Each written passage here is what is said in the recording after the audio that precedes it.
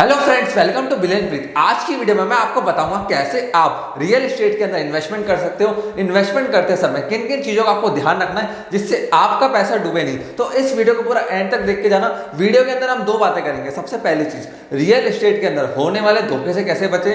दूसरा चीज, कैसे आप रियल एस्टेट के अंदर पैसे कमा सकते हो और एक पैसिव इनकम जनरेट कर सकते हो। देखो, लाइफ के अंदर लोग दो तरह की इनकम कमाते हैं, एक होती है एक्टिव, दूसरी होती है पैसिव। पहली एक्टिव, दूसरी पैसिव। अब इन दोनों में अंतर क्या होता है?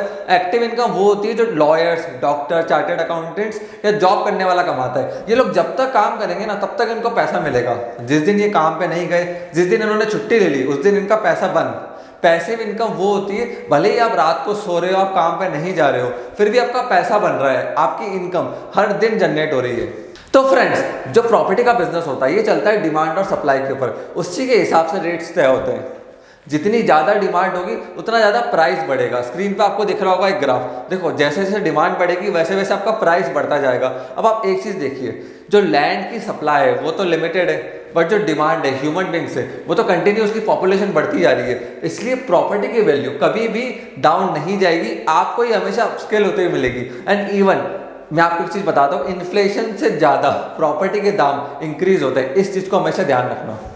देखिए, जो रियल एस्टेट का बिजनेस होता है ना, ये सबसे बड़ा धोखे का बिजनेस है इंडिया के अंदर। आपको दिखाते कुछ और है, बेच कुछ और जाते हैं। जो आपका ब्रोकर होता है वो आपको बोलता है कि सर यहाँ से ना 80 फीट की रोड निकल जाएगी, ये बिल्डिंग 2 साल में बनकर तैयार हो जाएगी, बट ऐसा कभी होता नहीं है। इसलिए जब भी लैंड परचेज करो, फ्लैट परचेज करो, प्रॉपर्टी परचेज करो, हमेशा अच्छे से सारे डॉक्यूमेंट्स को चेक करके ही परचेज करो। इवन अगर आप एक फ्लैट परचेज कर रहे हो तो फ्लैट में जो बिल्डर है, जो आपको बेचने वाला है, वो ब्राउचर के अंदर बहुत सारी चीज़ें प्रोमिस करते हैं। जैसे पार्किंग एरिया बहुत बड़ा दिखा देते हैं, इतने एरिया का आपको दिखा देंगे कि गार्डन मिलेगा, स्विमिंग पूल मिलेगा, ठीक है, क्लब एरिया मिलेगा, इन्वर्टर मिलेगा। बट जब बिल्डिंग बनती है तब एंड में ऐसा कुछ भी नहीं मिलता है। इवन जो सैंपल फ्लैट दिखाया जाता है ना आपको फ्लैट लेते समय बिल्डिंग के अंदर, वैसा फ्लैट होता ही नहीं जब एक्चुअली में आपको बना के दिया जाता है। तो ये सारी चीज़ें जब भी आप फ्लैट खरीदने जा रहे हो, कोई प्रॉपर्टी परचेस खरीदने जा रहे हो, तो सारी चीज़ें रिटर्न के अंदर लिखवाओ जिनसे आपके साथ कभी धोखा ना हो जाए।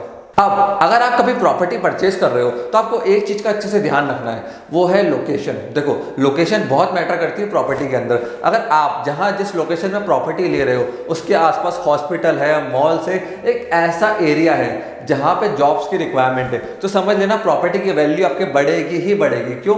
लोगों को घर में रहने के लिए चाहिए, स्पेस चाहिए, रेंट चाहिए, तो वहां पे आपको इजीली एक तो घर जो आपने लिया है वो रेंट पे चला जाएगा, या अगर आपको फ्यूचर में बेचना भी है तो आपको एक अच्छी प्राइस मिलेगी।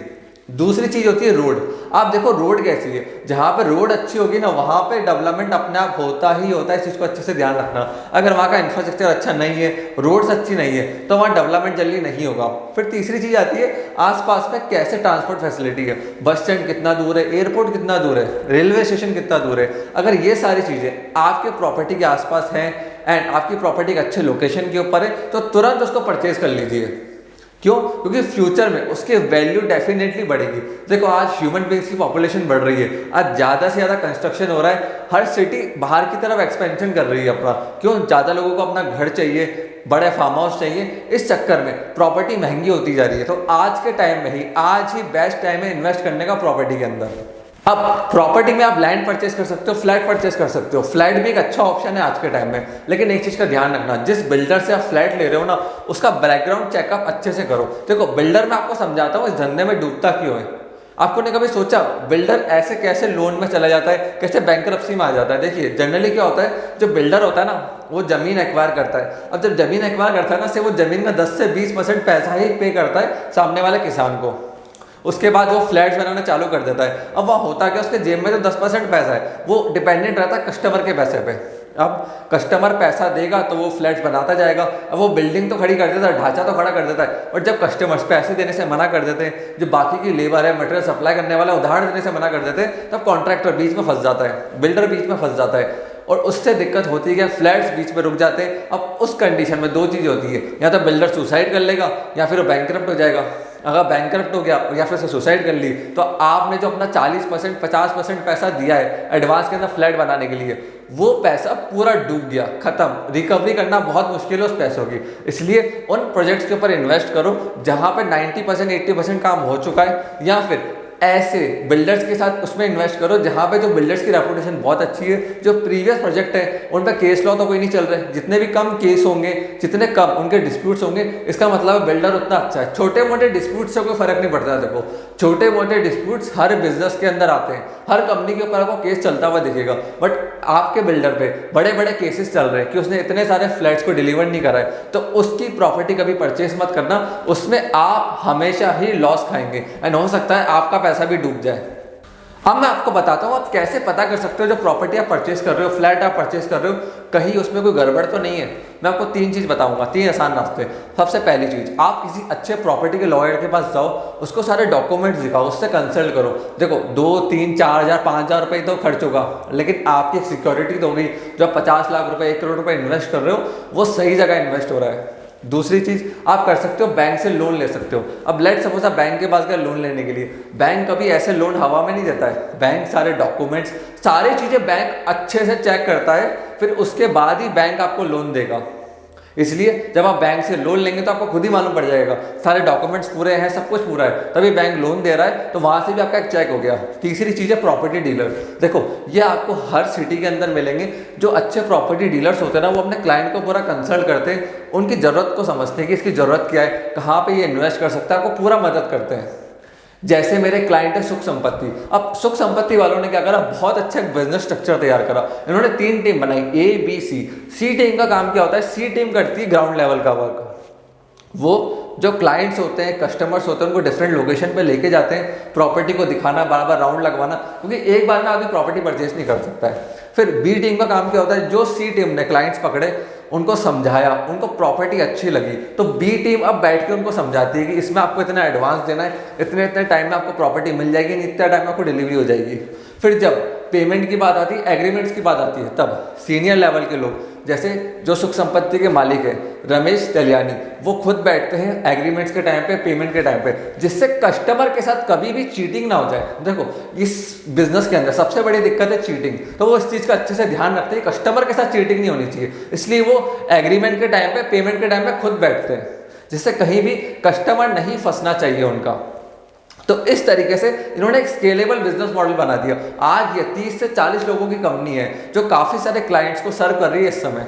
तो ऐसे लोगों के साथ आप जुड़ के या फिर इनको आप सीधा कंसल्ट कर सकते हो। मैं स्क्रीन पर नंबर दिख रहा होगा, प्लस मैं इनके वेबसाइट का लिंक भी दे रहा हूँ, डायरेक्टली आप इनसे बात कर सकते हो। अगर आप एक फ्लैट परचेस कर रहे हो, प्रॉपर्टी परचेस कर रहे हो, या फिर एक बिल्डर हो, ये अपने क्लाइंट्स को मदद करते हैं कि कैसे आप अच्छी कीमत में अपने फ्लैट्स को बेच सकते हो, जिससे बिल्डर को भी अच्छा रिटर्न मिले एंड कस्टमर को भी अच्छे फ्लैट्स मिले। तो मैंने इनका नंबर यहाँ स्क्रीन के ऊपर दिया हुआ है, आप इस नंबर पर कॉल करके इनसे इंक्वायरी कर सकते हैं। इनकी वेबसाइट का लिंक भी मेरे आपको स्क्रीन पर दिख रहा होगा, वहाँ पे भी विजिट करके आप इनसे कांटेक्ट कर सकते हैं। अब हम बात करते हैं फ्रेंड्स कैसे प्रॉपर्टी से इनकम जनरेट कर सकते हो। देखो सबसे पहला तरीका होता है कोवर्किंग स्पेस। ये क्या होता है, आपने कोई बहुत बड़ी जगह 1 लाख रुपए पर मंथ के लीज के हिसाब से एक्वायर कर ली। आपने कितना दिया, 1 लाख रुपए पर मंथ। बिल्डिंग एरिया था, आपने थोड़ा इंटीरियर करा है, उसके अंदर 30 छोटे छोटे कैबिन बना दिए। अब आपने हर एक ऑफिस से 10,000 रुपये पर मंथ के रेंट लिया, छोटे छोटे स्पेसेस बना दिए, कोवर्किंग स्पेसेस होते हैं। ये कंसेप्ट मेट्रो सिटीज में इस समय बहुत ज़्यादा चल रहा है। उसके अंदर क्या हुआ, आपने 10,000 रुपये पर सीट या फिर एक पर कैबिन से लिया, तो आपको मंथली इनकम कितनी होगी, 10,000 × 30, ये होते हैं 3 लाख रुपये। तो आपने लगाया कितना, 1 लाख रुपये, आपको कितना लाख रुपये रहा, 3 लाख रुपये महीना, तो 2 लाख रुपये आपका अंदाजन प्रॉफिट हो गया। ये ज़्यादा भी हो सकता है, डिपेंड करता है कि आप कैसे डिज़ाइन करते हो, कितना अच्छा स्पेस लेते हो, कौन सी लोकेशन के ऊपर लेते हो। अब उसमें लोग आपसे स्पेस क्यों लेंगे, मैं आपको बताता हूँ। वहाँ पे क्या होता है, कॉमन पियोन होता है, एक कॉमन वर्किंग एरिया होता है, जिनकी वजह से लोग आपसे स्पेस एक्वायर करते हैं। तो ईजिली आप महीने का 1.5 से 2 लाख रुपये पर मंथ अर्न कर सकते हो। अब दूसरा तरीका मैं आपको बताता हूँ, ये होता है प्रॉपर्टी फ्लिपिंग का। अब इसके अंदर क्या होता है, आपने एक प्रॉपर्टी लेट सपोज 50 लाख में एक्वायर करी, थोड़ा टाइम वेट करा, आपको पता था इस प्रॉपर्टी की रेट जल्दी बढ़ेंगी, फिर थोड़े टाइम बाद आपने वो प्रॉपर्टी 50 लाख की 80 लाख या 90 लाख में बेच दी। उसके बाद वही 90 लाख रुपए में से आपने जो प्रॉपर्टी पहले खरीदी थी एक टुकड़ा, अब आपने 2 प्लॉट खरीद लिए। ऐसे आप प्रॉपर्टी को फ्लिप्स कर करके भी अच्छा पैसा कमा सकते हो प्रॉपर्टी के अंदर। तीसरा तरीका, आपने कोई क्लाइंट को एक्वायर करा, वहां पे अपना 4 मंजिला 5 मंजिला ऑफिस बनाया।